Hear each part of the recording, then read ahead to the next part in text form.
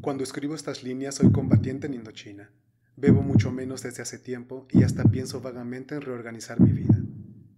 Me siento casado por la organización militar a la que pertenezco, pero no tengo valor para desertar. Por primera vez desde lo ocurrido aquella noche, me parece que estoy llegando a cierta serenidad que me permite plantearme algunas preguntas sin enloquecer.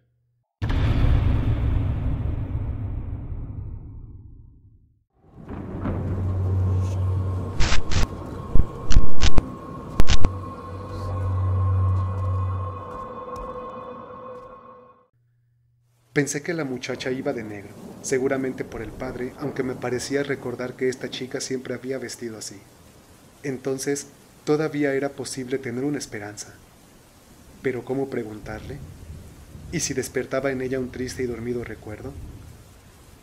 Bebí un trago cuyo sabor resultó mágico, como el de aquellas magdalenas de Proust o como la sensación que describe Cocteau en su Opio, cuando volvió al barrio de su infancia, y al rozar con sus dedos la pared de la calle, a la altura infantil, sonó como en un gramófono la melodía del recuerdo. Este vino era, claro, el mismo de siempre, el vino del país.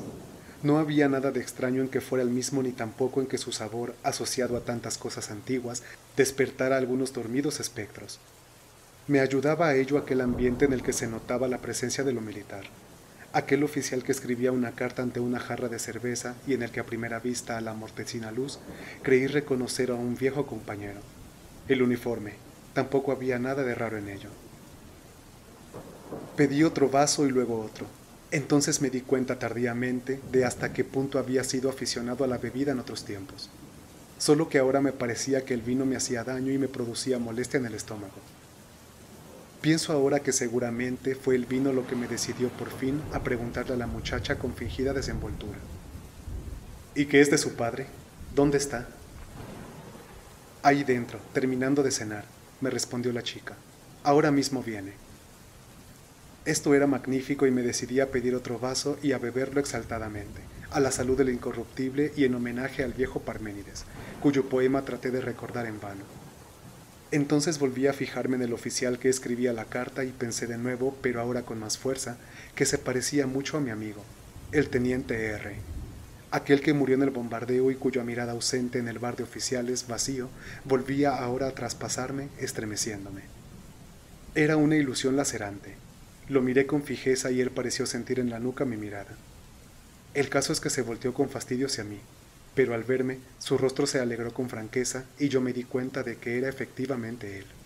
R, porque era él sin duda.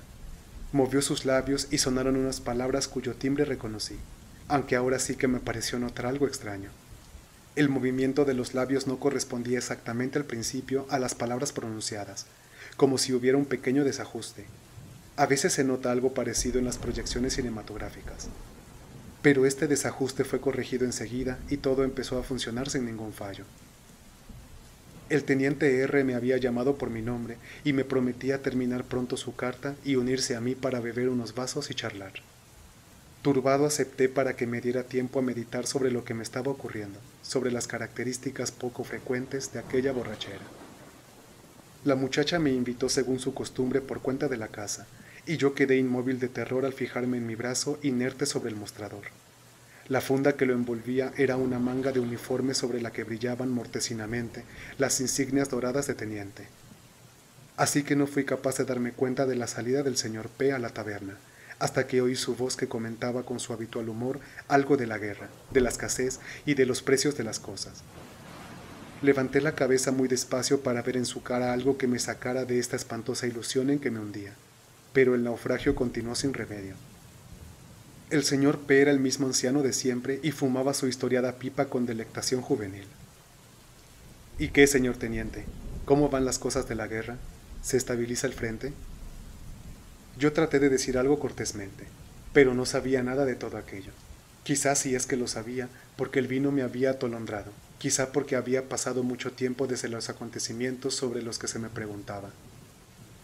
Esbocé un estúpido balbuceo y el señor P. debió comprender el grado de mi intoxicación, por lo que me dejó en paz discretamente, dando una chupada a su pipa de brezo y expulsando el humo despaciosamente. Cuando el teniente R se unió a mí dándome una cariñosa palmada en la espalda, yo le invité sin mirarle y él bebió a mi lado sin que yo le viera. Y fue cuando, en fin, sonaron las sirenas de alarma, yo ya no fui capaz de salir al cuartel. R me contó después que yo me había derrumbado al tratar de incorporarme. Un motorista con sirena había cruzado raudo frente a una taberna, y que gracias a esto nos habíamos salvado de la muerte. Al día siguiente, durante la resaca de aquella terrible borrachera, me enteré de que el cuartel había sido destruido por las bombas y que la pared del pabellón de oficiales se había derrumbado. Pero nadie supo decirme si había alguien en el interior del bar al ocurrir la catástrofe. Nuestra unidad fue trasladada y yo castigado por faltar a mi obligación y ausentarme del cuartel durante el servicio de retén que aquella noche estaba cumpliendo. Cuando traté de explicar lo ocurrido ya no era posible. Corría el año 1938 y yo no podía ser un autor dramático surgido en la posguerra. R murió un poco después en el frente y yo fui internado en un hospital para nerviosos en un lugar junto al Mediterráneo. Cuando se acercó el final de la guerra pasé a Francia, donde sufrí los rigores de un campo de concentración guardado por senegaleses, hasta que conseguí un pequeño trabajo de jornalero en una pequeña ciudad del este, junto a la frontera alemana. Encuadrado en las filas de la resistencia francesa, formé al frente de las compañías que al final de la liberación entraron en aquella ciudad que no puedo decir. Sin duda abusé de la bebida durante todos estos años, porque cuando me di cuenta del peligro ya era tarde. Me había convertido en un alcohólico. La gente me conocía más que por otra cosa, por mis borracheras y por mis absurdas historias. Embrutecido me enlisté en la legión cuando había demanda de carne de cañón para Indochina. Cuando escribo estas líneas soy combatiente en Indochina. Bebo mucho menos desde hace tiempo y hasta pienso vagamente en reorganizar mi vida. Me siento casado por la organización militar a la que pertenezco, pero no tengo valor para desertar. Por primera vez desde lo ocurrido aquella noche, me parece que estoy llegando a cierta serenidad que me permite plantearme algunas preguntas sin enloquecer. Al principio lo hacía siempre con los gritos que una vez me llevaron al hospital. Luego decidí protegerme guardando silencio, pero a pesar de todo, creo que siempre se me ha notado, por muchos esfuerzos que haya hecho por ocultarlo, el secreto. Aunque he de decir que la gente desde hace unos años está considerando casi siempre de un modo benévolo mis rarezas. Tengo fama de retraído y eso es todo. A veces de memoria he tratado de reconstruir mis obras dramáticas y me explico mi fracaso por el hecho de que nunca fue muy poderosa mi memoria, salvo para recordar todo lo que podía hacerme sufrir por su pérdida.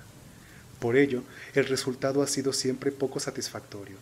Solo he conseguido escribir unas vagas aproximaciones, unas escenas ramplonas y sin sentido.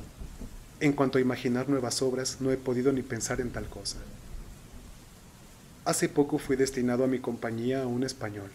Cuando le pregunté por mis libros editados, declaró no haber oído hablar nunca de ellos ni naturalmente de mí. Por cierto que este muchacho ha muerto durante la última acción. Una granada le ha destrozado el cráneo.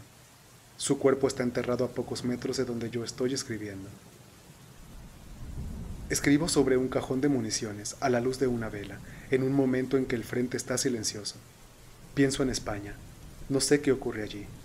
El alcohol, la miseria, las prisiones, la guerra y las huidas han sido las barreras de mi separación con mi país desde que crucé los Pirineos, una mañana de marzo, en un ambiente de terror colectivo. No sé qué ha ocurrido allí desde mi huida. No sé qué está ocurriendo ahora. Me pongo a pensar y me figuro que probablemente todo estará siendo como yo lo he vivido, pero que faltaré yo, que todo será igual pero sin mí, y que si volviera lo reconocería todo. Todo igual pero sin mí. O conmigo, quiero decir, o con alguien que cumpla mi función, que tenga mis amigos, que escriba mis dramas. Digo esto porque hace tiempo me enteré casualmente de que un joven escritor había estrenado un drama antibélico. ¿Quién es ese joven escritor? ¿Cómo se llama? ¿Cuál es el título de su obra? El de la mía era La Escuadra de los Muertos, pero como antes dije, no he sido capaz de reconstruirla. En cualquier caso, ¿hay alguien que esté haciendo por mí lo que yo hice? Quiero decir, no sé cómo expresarme, ¿lo que yo hubiera hecho? Muchas veces resuena en mis oídos el humor de los aplausos. Si fuera así, quizá pueda considerarme de sobra, como también lo estoy haciendo aquí, complicado en una guerra colonial que me parece odiosa. Y sin embargo me agrada pensar que falto, que se nota mi falta, que he sido extraído misteriosamente de ese mundo y que mi ausencia ha producido un vacío, por lo menos en el corazón de mis amigos. Pienso, por ejemplo, en el Dr. H. ¿Existe? ¿Ha ganado una plaza de filosofía en la pequeña ciudad?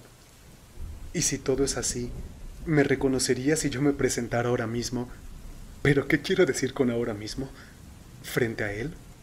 ¿Será verdad que falto en aquel mundo? ¿Me habrán echado de menos en él? ¿Se me considerará desaparecido misteriosamente? ¿Habrán buscado mi cadáver? ¿Se habrán publicado mis necrologías? ¿O nunca he llegado a estar allí? Pero, ¿tampoco mis amigos de la tertulia? ¿Sentirán también ellos angustia ahora desde otro exilio? Escribo estas preguntas con esa serenidad que, como decía, solo últimamente he llegado a alcanzar. Además desde el percance que me llevó al hospital psiquiátrico, he aprendido a ser prudente, casi cauteloso con los demás. Mi proyecto, en fin, es volver allí si salgo vivo de esta guerra. Suena ahora una descarga de fusilería. Puede que haya danza esta noche. Desembarcaré, de ser posible, cerca de la pequeña ciudad universitaria y tranquila, y me dirigiré en un coche cerrado, para no mirar nada, a la taberna, porque sé que no existe otra entrada para mí y que todo lo demás, la capital donde alcancé mis moderados éxitos, mi casa, sería, si me dirigiera a ello directamente, como un horrible muro que me aplastaría, el muro de lo ajeno, de lo extraño y de lo desconocido.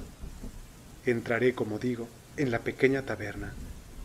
El señor P. habrá muerto, y yo me alegraré por ello y beberé por el ser corruptible y en homenaje al viejo y oscuro Heráclito. Y habrán hecho reformas, y la muchacha ya no lo será más, sino una mujer obesa, que no se acordará para nada de mí, ni yo se lo recordaré, por supuesto. Después me iré a dormir al hotel, donde estoy seguro de que tengo reservada una habitación para descansar de mi conversación con los jóvenes y del pequeño esfuerzo mental que ha supuesto mi conferencia. Debí prepararla mentalmente en el tren.